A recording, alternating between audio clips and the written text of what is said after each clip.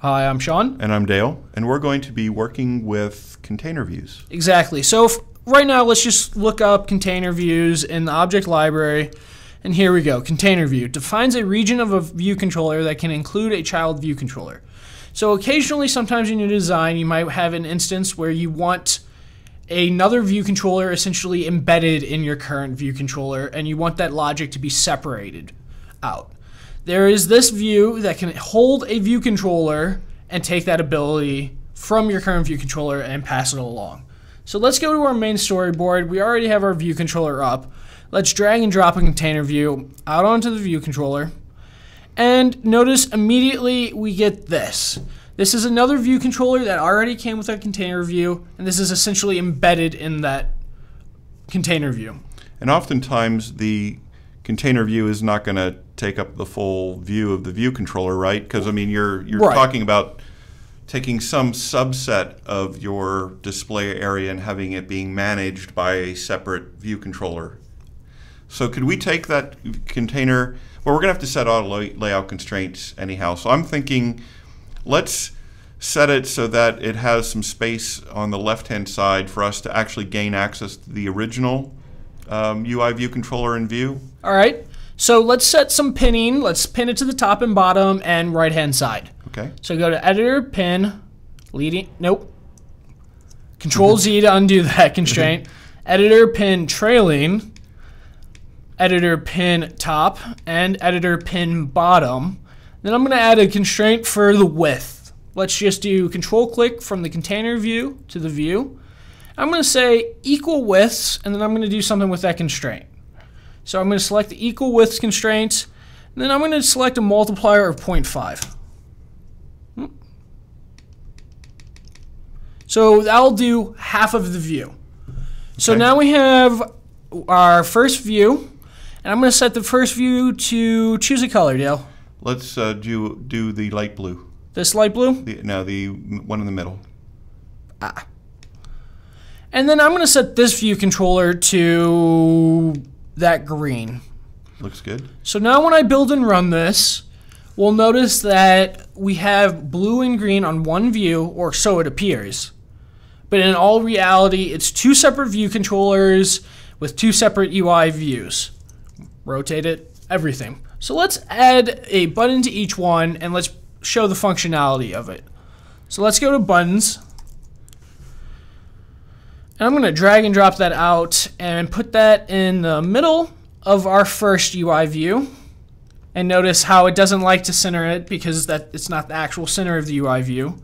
But I'm just going to do, let's just do it to the top left. Control-click, top space, and leading space to center margin. And I'm going to say hello. I'm going to change that text to white so we can see it a little bit better. And then on this green one, I'm going to drag out a bar button item, button. A button, yes. I was reading the bar button item right below it. I saw that. So you're going to have a button. button. And then this one's going to say, hey, goodbye. Goodbye. Now, right now, because I think, and I'll let you set the constraint while I'm talking, the original view controller that was up in Interface Builder has over in the project a view controller Swift as its custom class. Exactly, that the one came with it. It came with it. The container, when you dragged it onto that view controller and it created the view controller that we see as green right now, does not have a custom class. Exactly. And if we're going to do IB outlets and IB actions, it's going to need to have a custom class. So I assume that's your next step, is to tie a class into it. Exactly. So let's go up to File, New File, Cocoa Touch Class. Let's subclass UI View Controller. And let's call it Second View Controller. Second View Controller. That works. So click Next. Let's click Create.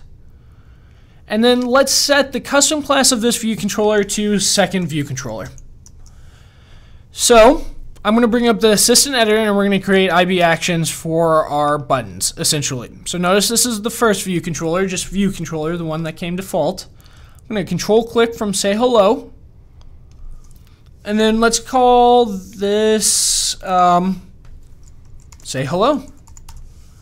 And then connect. Then let's print out something. Print hello world. View controller 1 says hello. That works. And then new line. And then let's go over to our second view controller. Notice how it's set on automatic over here, and it popped it up. Let's control click from say goodbye. Release it, change from connection to action. Always forget that. Say goodbye. Connect it.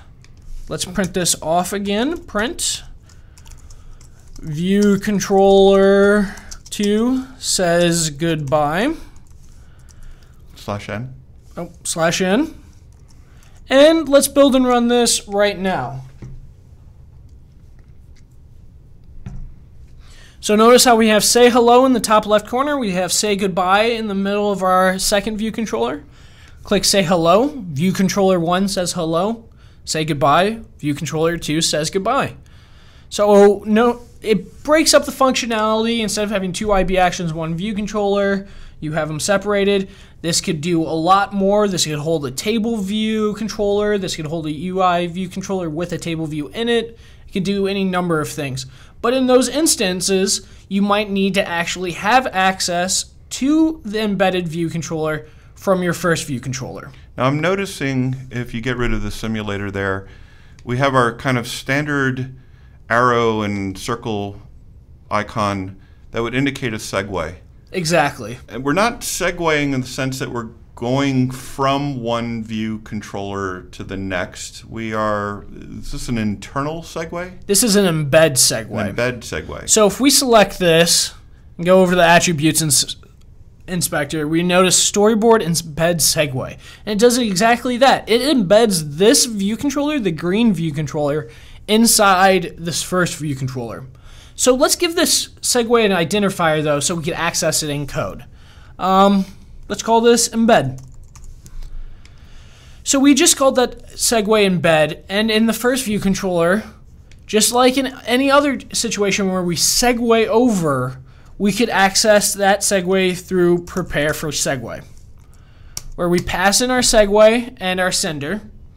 So let's first get the identifier from our segue, and let's make sure that's equals embed. So let's do if segue dot destination view controller. Oh, nope, that's next. This is supposed to be dot identifier is equal to embed. Then we're going to do something. So this means if this is our segue that we just gave that identifier to, then we're going to do something. And we want to access our second view controller. So I'm going to create a global variable, class variable up here. A variable in the class, yep. So and call this embed controller. Okay. And this is going to be of type second view controller because we know that's what that type is. And we're going to set that to optional, and that's going to start off as nil. So now we have that class variable. Let's actually set that as our second view controller. And we could do that by doing embed controller is equal to segue dot destination view controller. And notice if I select that with option click, oh, there's no help. Yep. But if I delete a few things, there we go. It returns a type of any object. And that's because it can't know offhand how the view controller, the destination view controller, has been custom classed, what class is set on it. So it's our job to cast it, so we can say as exclamation point. I'm actually, since our embed controller is a optional, I'm going to do as question mark. So if it can't cast it, it'll pass it in as nil. And then continue. And we created it as second view controller. There you go.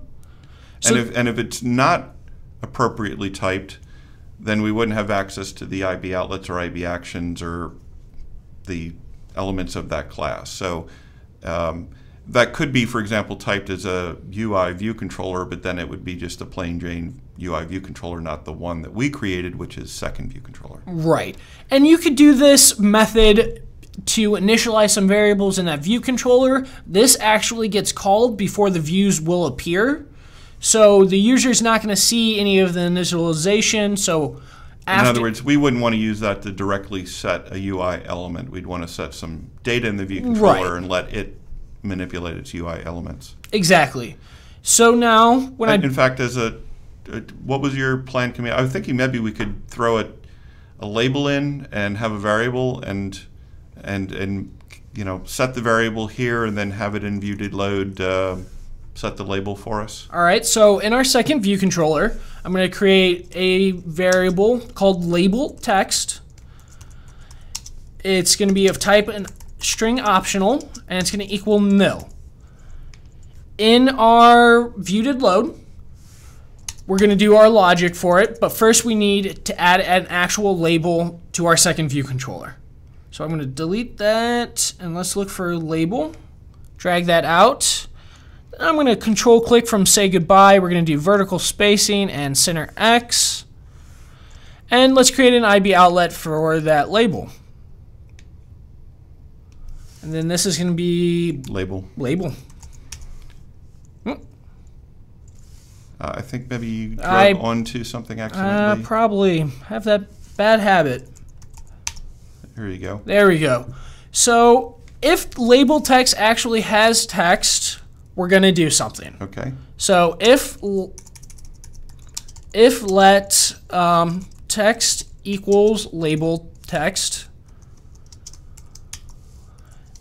else we're going to set our label text to nothing. Equals, and then up here we're going to set label text is equal to text. All right, so we have that going. So let's actually pass in a value to our embed segue, through our embed segue to our other one. So up here in view.did_load, I'm going to access the embed controller dot label text and set that equal to, what should I say? Hey there. So now when I build and run this,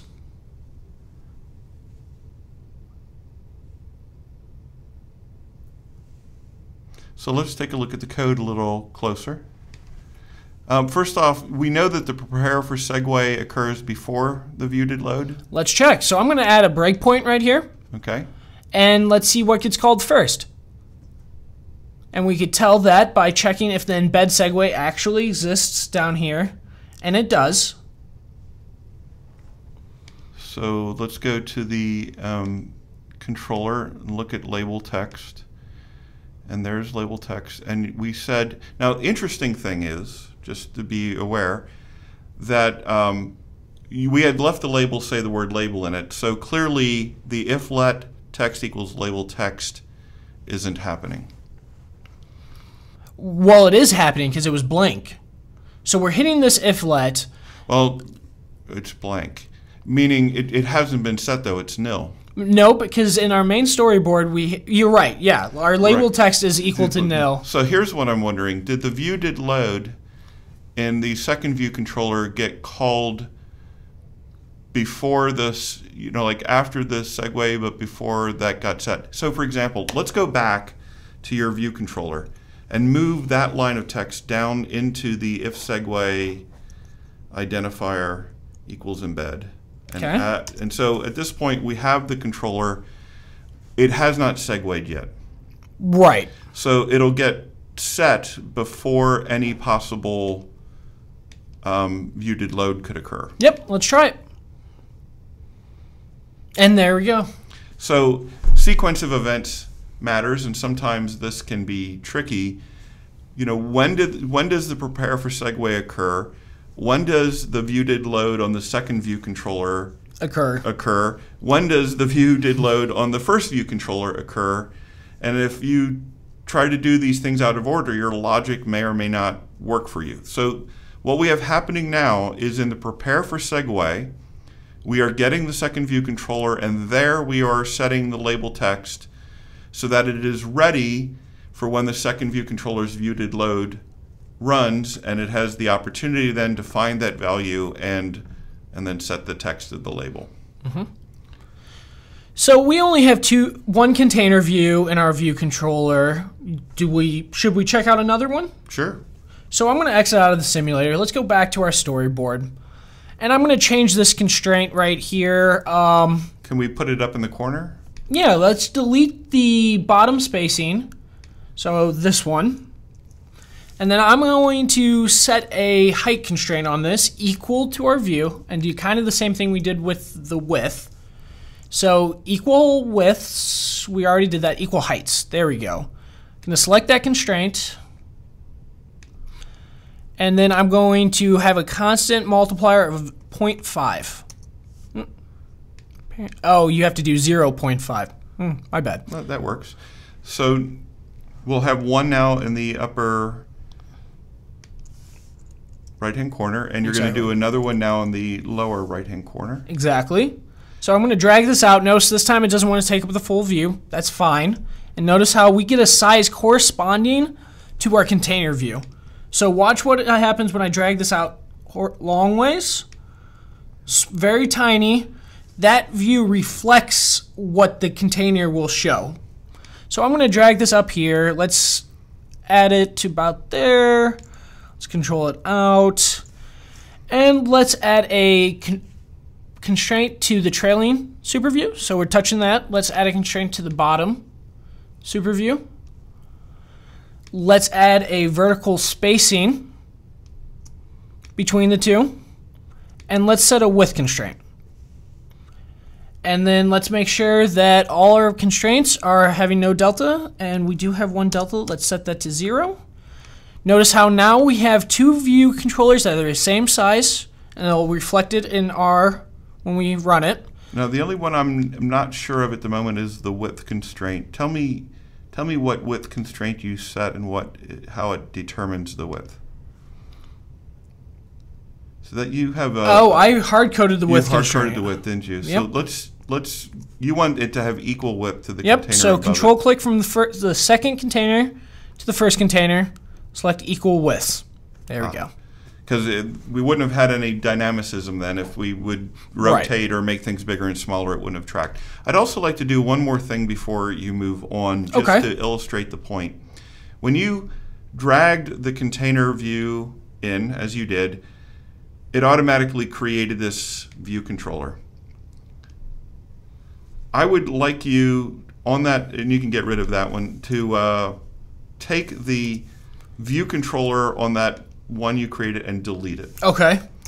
And now I want to drag a view controller out. This is, the entity where I would do the design for my second container.